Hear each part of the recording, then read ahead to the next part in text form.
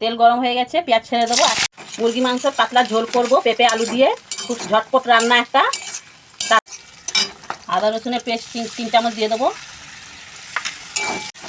গোটা রসুন কটা দিয়ে দেবো। মাংস দিয়ে দেবো, নুন দিয়ে দেবো, হলুদ দিয়ে দেবো, ধনের গুঁড়ো দিয়ে দেবো, লঙ্কার গুঁড়ো।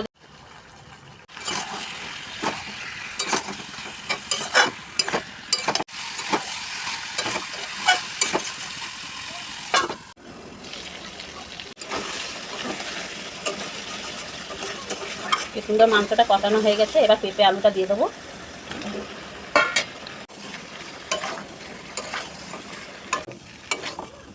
টমেটো দিয়ে দেবো 2টো। ভালো করে কষানো হয়ে গেছে, এবার জল দিয়ে দেবো,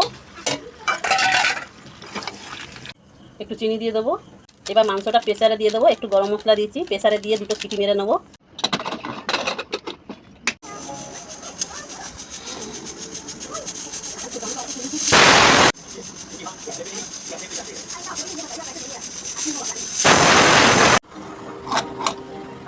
কি সুন্দর সেন্ট বেরিয়েছে।